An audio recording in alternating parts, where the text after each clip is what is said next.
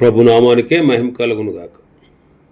కూడి వచ్చిన మీ అందరికీ, కర్మల ఆత్మీయ సహవాస సంఘ విశ్వాసులందరికీ మన ప్రభువును ఆయన ప్రియ కుమారుడునైన యేసుక్రీస్తు వారి శ్రేష్టమైన నామలో శుభములు మరియు అందరికీ వందనాలు. యెషయా గ్రంథం 22వ అధ్యాయాన్ని మనం ధ్యానం చేసుకుంటున్నాం. యెషయా గ్రంథం 22వ అధ్యాయం. ఈ అధ్యాయంలో యెరూషలేము యొక్క స్థితిగతులు మనం చూడబోతున్నాం.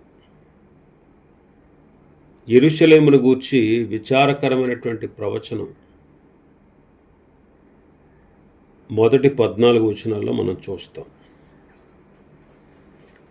ఆ తర్వాత షబ్నా, ఎలియాకీము, వీళ్ళిద్దరూ కూడా, షబ్నా గృహ నిర్వాహకుడు, హిజ్కియా గృహ నిర్వాహకుడు, ఎలియాకీము షబ్నా శాస్త్రి, ఎలియాకీము గృహ నిర్వాహకుడు.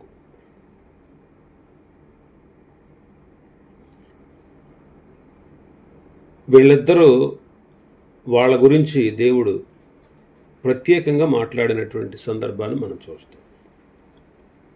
4 వచనాలు గత దినం మనం ధ్యానం చేసుకున్నాం. ప్రవక్త యొక్క విలాపం.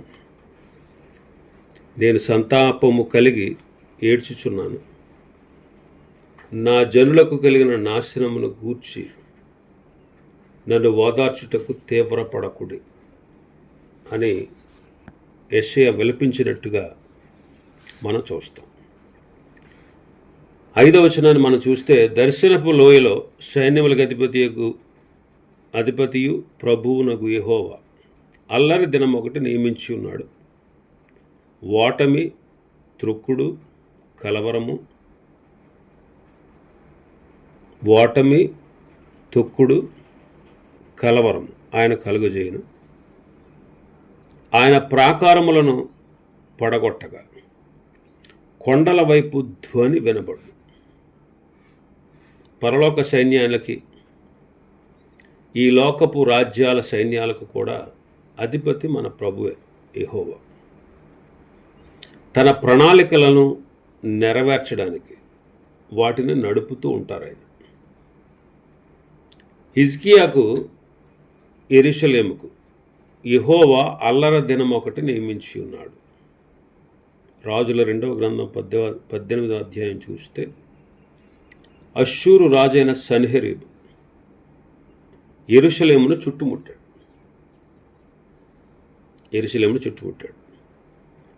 యెరూషలేమును కాకుండా యోధా దేశంలో ఉన్న ఇతర పట్టణాల ప్రాకారాలు పడగొట్టాడు. యెరూషలేములో ఉండేటువంటి అధిపతులు కొండల తట్టు పరుగులెత్తి కేకలు వేసినప్పుడు ఆ ప్రాంతమంతా కూడా ప్రతిధ్వనితో నిండిపోయిందనమాట. అందుకే కొండల వైపు ధ్వని వినబడు అంటాడు. ఇంకా 6వ వచనం మనం చూస్తే, యాలాము యోధులను,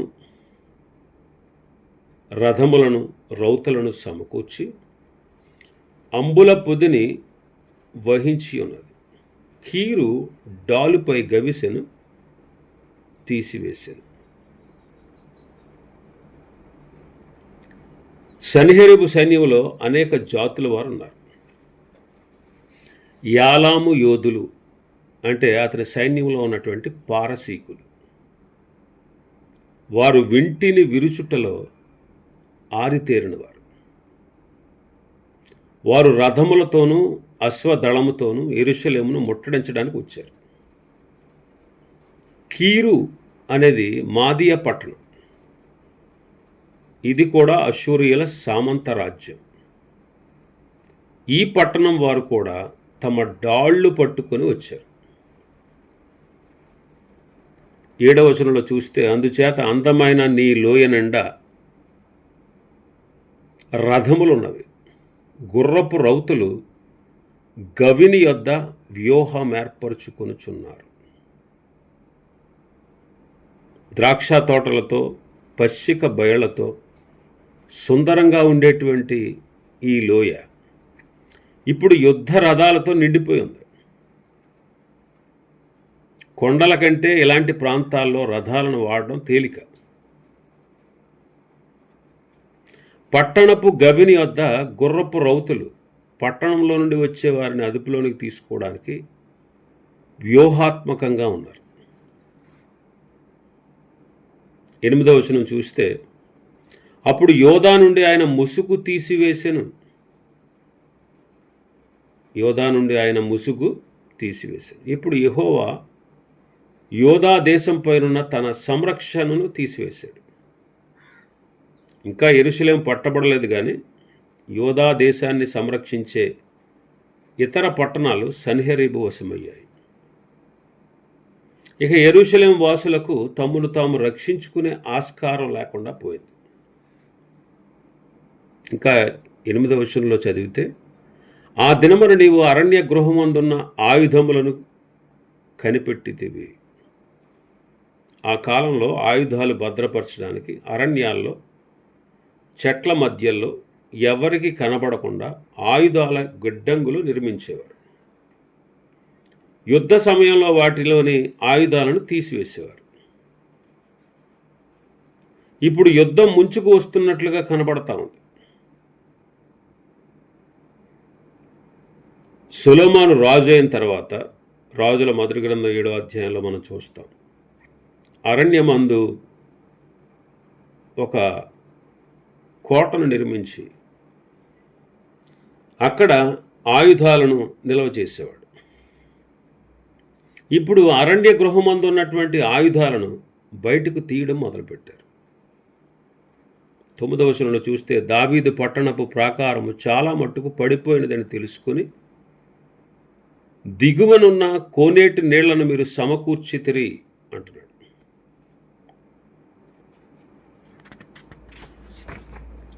సమాధానం ఉన్నంత వరకు, అంటే యుద్ధము రానంత వరకు పట్టణపు గోడలు బలహీనపడుతున్నా వాళ్ళు పట్టించుకోలేదు. ఇప్పుడు చాలా మట్టుకు పడిపోయింది పట్టణపు గోడ అని తెలుసుకొని మరమ్మతులు మొదలెట్టారు. దినవృత్తాంతాల 2వ గ్రంథం 32వ అధ్యాయంలో మనం చూస్తాం. మొదటి 5 వచనాల్లో శత్రువులకు నీళ్లు అందకుండా చేయడానికి, అదే సమయంలో శత్రువులు చుట్టుముట్టినప్పుడు నగరవాసులకు నీరందించడానికి కోనేటి నీళ్లను సమకూర్చారు. 10వ వచనం చూస్తే, యెరూషలేము ఇండ్లను లెక్కపెట్టి ప్రాకారమును గట్టి చేయుటకు ఇండ్లను పడగొట్టారు అంటున్నాడు. జనాభా లెక్కలు సేకరించి అత్యవసర పరిస్థితుల్లో ఎంతమందిని సైన్యంలో చేర్చుకోవచ్చో, ఎంతమందిని కాపలాదారులుగా నియమించుకోవచ్చో, ఎంతమందికి అత్యవసరమైనటువంటి పరిస్థితిని ఎదుర్కొనే బాధ్యత ఇవ్వాలో వాళ్ళు తేల్చేవారు. ప్రాకారాన్ని గట్టి చేయడానికి ఇండ్లను పడగొట్టారట. అంటే పట్టణపు గోడను మరమ్మతు చేయడానికి అడ్డంగా ఉన్న ఇండ్లను కూల్చేశారు. ఇంకొన్ని పెద్ద పెద్ద భవనాలను కూడా కూల్చి ఆ రాళ్ళు, వాటి దేవదారు దూలాలు గోడ ప్రక్కన దెబ్బలు నిర్మించడానికి వాడారు. 11వ వచనం చూస్తే, పాత కోనేటి నీళ్లు నిలుచుటకు ఆ 2 గోడల మధ్య చెరువును కట్టితిరి. పాడైన పట్టణపు గోడను పునరుద్ధరించడమే కాకుండా దాని వెలపల ఇంకో గోడను నిర్మించి వర్షపు నీరు నిల్వ చేయడానికి ఒక చెరువులాగా తయారు చేశారు. దినవృత్తాంతాల 2వ గ్రంథం 32:15లో మనం చూస్తాం. ఈ విధంగా చేయడం వల్ల శత్రువు ముట్టడించిన కాలంలో నగరవాసులకు నీటి కొరత ఉండదు. బయట ముట్టడి వేసిన సైన్యానికి నీరు అందదు. అయితే 22వ వచనంలో 22వ అధ్యాయం 11వ వచనంలో మనం ఇంకొక మాట చదువుతాం. అయినను దానిని చేయించిన వాని వైపు మీరు చూచిన వారు కారు, పూర్వకాలమున దానిని నిర్మించిన వారిని మీరు లక్ష్య పెట్టకపోతిరి అంటున్నాడు. పట్టణపు గోడలు మరమ్మత్తు చేయడం, చెరువులు త్రవ్వడం తమ సంరక్షణ కొరకు మంచివే, మంచి పనులేవి. కానీ ఆ చెరువుల్లో నీళ్లు నింపేది ఎవరు? వర్షాన్ని పంపించేది ఎవరు? దేవుడు. కానీ దేవుణ్ణి వాళ్ళు పట్టించుకోలేదు. హిజ్కియా కాలంలో జరిగిన సంఘటన ఇది. హిజ్కియాలో విశ్వాసం ఉన్నా అతని అధిపతులలో విశ్వాసం లోపించింది. పూర్వకాలమందు దావీదు యెరూషలేమును నిర్మించినప్పుడు దేవుడు అతనికి చేసిన సహాయాన్ని వాళ్ళు మర్చిపోయారు. అంతేకాకుండా యెరూషలేమునకు 3 వైపులా సహజ సిద్ధంగా ప్రాకారం లాంటి కొండల్ని దేవుడు పెట్టి దానికి యెరూషలేముకు ప్రాకారంగా ఉంచినటువంటి దేవుణ్ణి వాళ్ళు లక్ష్య పెట్టలేదు.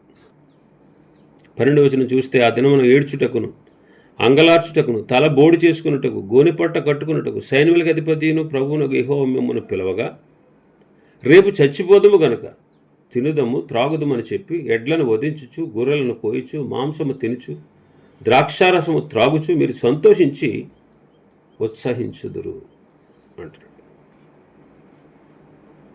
ఆ దినమున ఏడ్చుటకు అంగలార్చుటకు తలబోడి చేసుకోవడానికి గోడిపట్ట కట్టుకోవడానికి సైన్యములకు అధిపతినకు ప్రభు అని యెహోవా మిమ్మల్ని పిలవగా అంటాడు. అంటే సన్నిహరీబు ముట్టడి దెబ్బ వేసినప్పుడు ప్రజలంతా కలవరపడుతూ ఉండగా,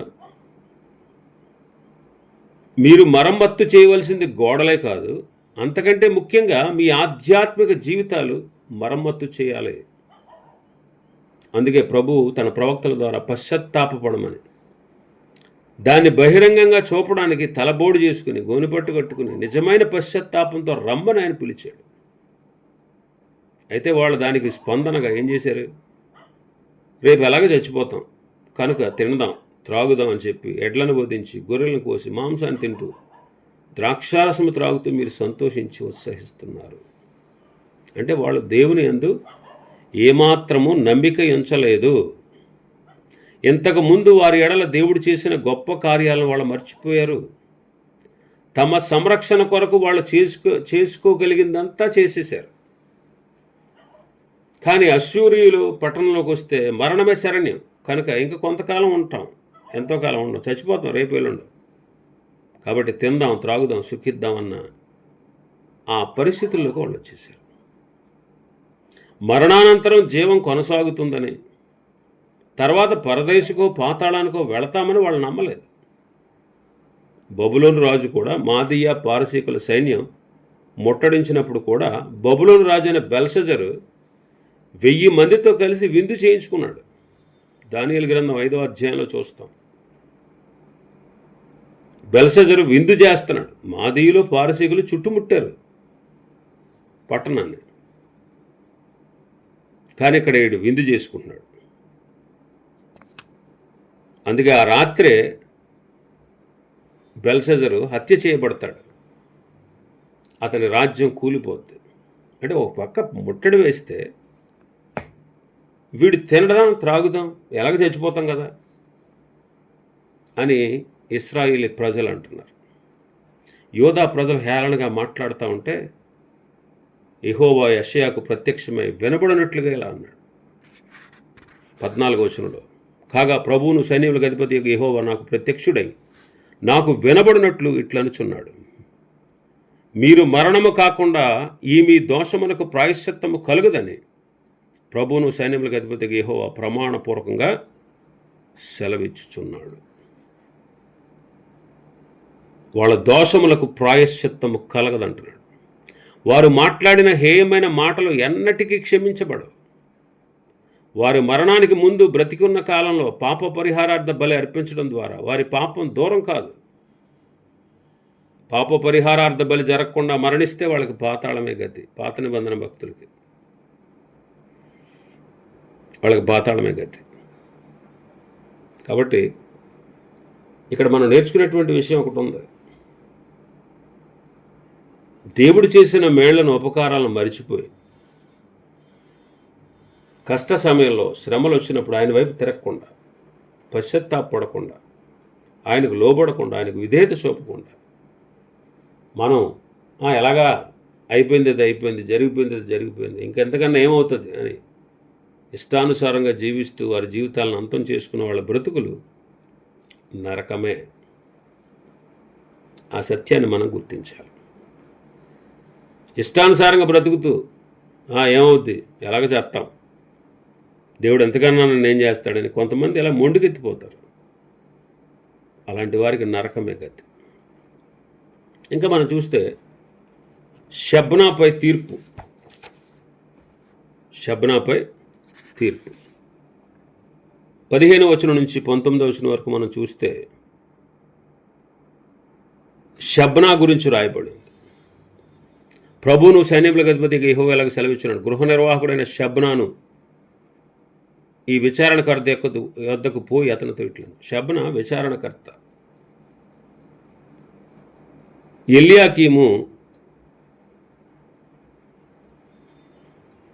ఎలియాకీము శాస్త్రి.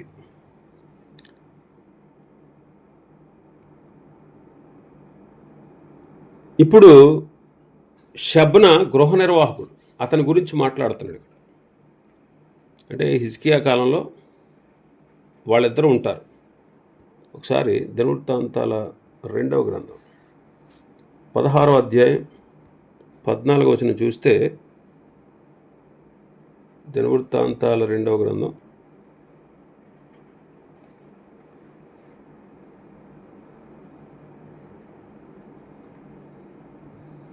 16వ అధ్యాయం 14వ వచనం.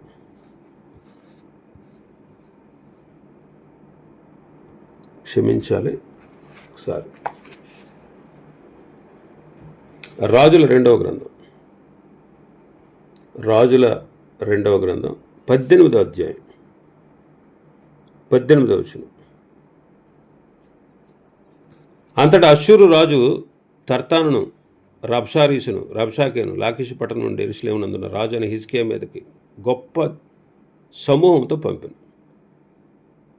వారు యెరూషలేము మీదకి వచ్చి చాకరేవు మార్గమున మెరక కొలన కాల వద్ద ప్రవేశించి నిలిచి రాజును పిలిచారు.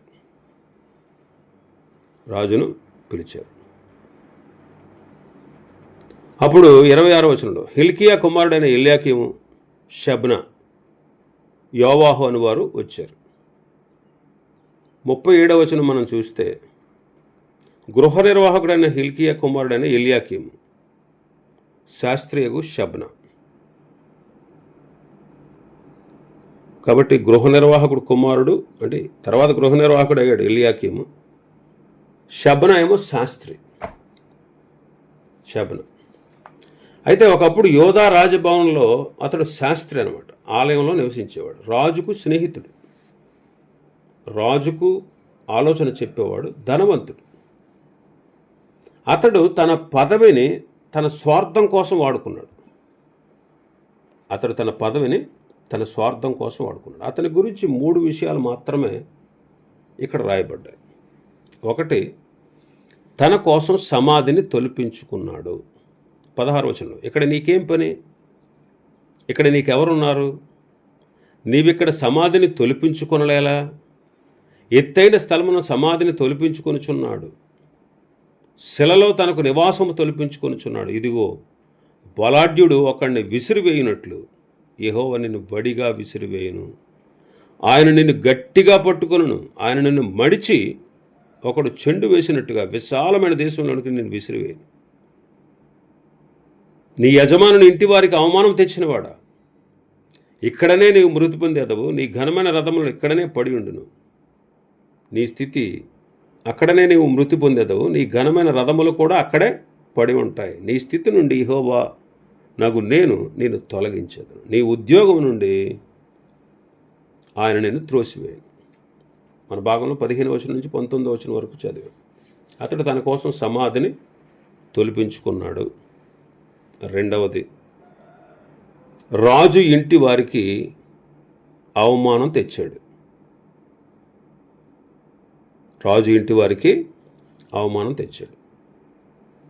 ఘనమైనటువంటి రథాలను కూడా సంపాదించుకున్నాడు.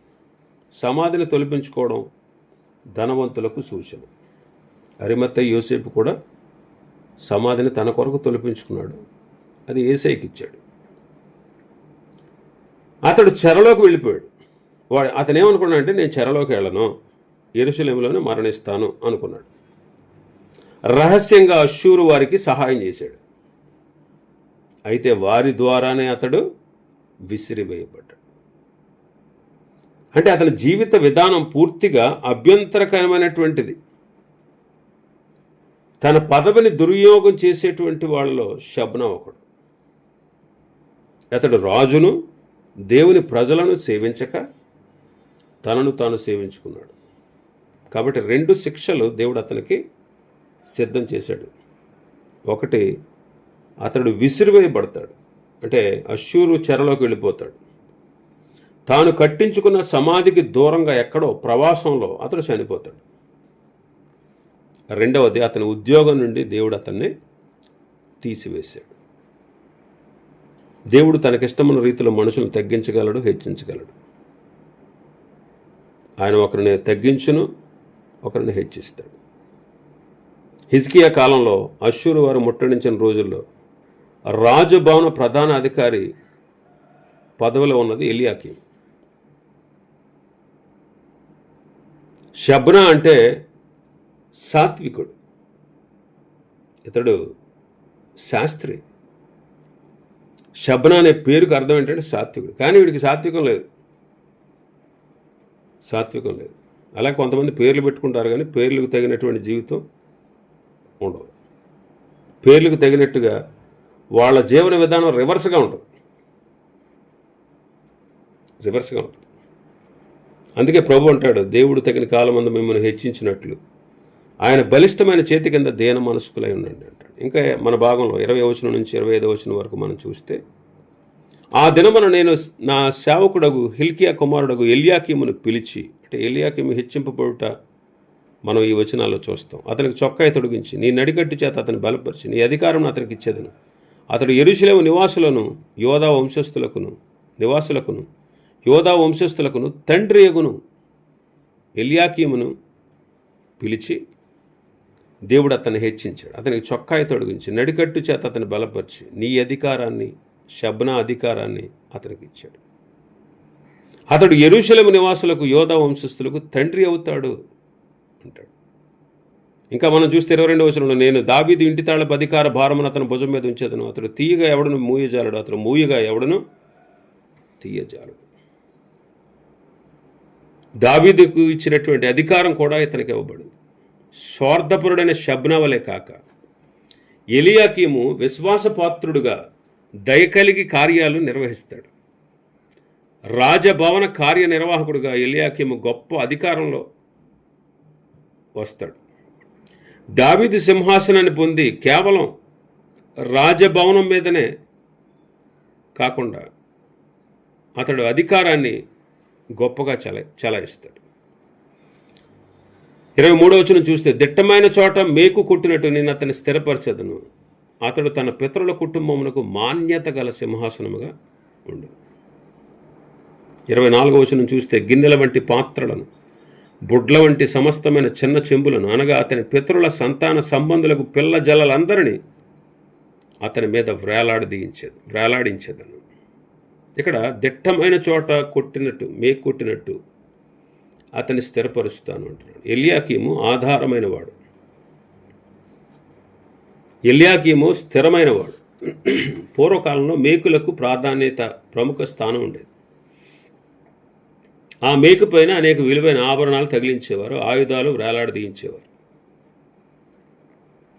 మేకు భారాన్ని మోస్తుంది. అలాంటి మాన్యత గల సింహాసనాన్ని ఎల్యాకీముకు దేవుడిచ్చాడు. ఎల్యాకీములో క్రీస్తు కనిపిస్తాడు. దావీదు ఇంటి తాళపు అధికార భారం అతనికి ఇవ్వబడింది. యేసుక్రీస్తు ప్రభువారు కూడా మరణం యొక్కయు పాతాళ లోకం యొక్క తాళవ చెవులు నా స్వాధీనంలో ఉన్నవి అంటారు. దిట్టమైన చోట మేక్కుట్టినట్టుగా స్థిరపరచబడ్డాడు. అంటే ఎల్యాకీము ఆధారమైనవాడు. అలాగే ఇతడు యేసుక్రీస్తుకు సాదృశ్యం, ఛాయ అన్నమాట. మేకు భారాన్ని మోస్తుంది. యేసుక్రీస్తు ప్రభువారు కూడా మన పాప భారాన్ని మోసాడు. ఆయన దావీదు సింహాసనాన్ని అధిష్ఠించాడు. ఆయన పైన ఇప్పుడు వేలాడుతున్నవి, అంటే యేసుక్రీస్తు పైన వేలాడుతున్నవి ఏంటంటే ప్రపంచ జనాభా, దేశాల భవిష్యత్తు, మనుషులందరి యొక్క శాశ్వతమైన గమ్యం, ఇవన్నీ ఆయన మీద ఆధారపడి ఉన్నాయి. 25వ వచనంలో మనం చూస్తే, సైన్యములకు అధిపతికి యెహోవా ఇలాగ సెలవిచ్చున్నాడు, ఆ దినమున దిట్టమైన చోట స్థిరపరచబడిన ఆమెకు ఓడదీయబడును, తెగవేయబడి పడును. ఓడదీయబడి తెగవేయబడి పడును, దాని మీద ఉన్న భారము నాశనమగును, ఇలాగ జరుగునని యెహోవా సెలవిచ్చి ఉన్నాడు. తెగబడినటువంటి మేకు షబ్నా ఇంటి వారందరూ మరణించారు, వారి భారం కూలిపోయింది. షబ్నా క్రీస్తు విరోధికి ఛాయగా ఉన్నాడు. కొంతమంది బైబిల్ పండితులు చెప్తారన్నమాట, షబ్నా అనేవాడు క్రీస్తు విరోధికి ఛాయగా ఉన్నాడు. అయితే దేవుడు అతను తీసేశాడు. అలాగే క్రీస్తు విరోధిని కూడా దేవుడు తీసేస్తాడు. ఆ తర్వాత దేవుడు తన కుమారుడైన యేసుక్రీస్తును సింహాసనం మీద కూర్చుంటాడు. ఎవరైతే పాప పురుషుడైనటువంటి ఆ యొక్క క్రీస్తు విరోధిని వెంబడించి వాడి మీద ఆధారపడి అతని మీద ఆనుకుంటారో వాళ్ళు తూలి తొట్టిల్లిపోతారు. మరో భావం కూడా ఉంది ఈ మేకు గురించి. 25వ వచనంలో రాయబడిన ఈ మేకు గురించి మరొక భావం ఉంది. ఏంటి ఆ భావం అంటే, ఆ రోజు మేకు అయినటువంటి ఎల్యాకీము అతడు కూడా తన పదవిని పోగొట్టుకుని శత్రువు చేతిలో ఓడిపోతాడు. అతనిపై ఆధారపడిన వారు కూడా పడిపోతారు. అయితే యేసు ప్రభువు అలా కాకుండా శాశ్వత రాజుగా ఆయన ఉంటాడు. తన తండ్రిని కానీ తన ప్రజలను కానీ ఆయన ఎప్పుడు నిరాశపరచడు. క్రీస్తు పైన ఆధారపడిన వారు ఎన్నడూ కూడా నశించిపోరు. ఇవి ఈ అధ్యాయంలో ఉన్నటువంటి విషయాలు. ప్రభు చిత్తమైతే మరొక అధ్యాయాన్ని రేపటి దినం మనం ధ్యానం చేసుకుందాం. దేవుడి వర్తమాన వాక్యాన్ని మన వినికిడిలో ఆశీర్వదించునుగాక. ఆమేన్.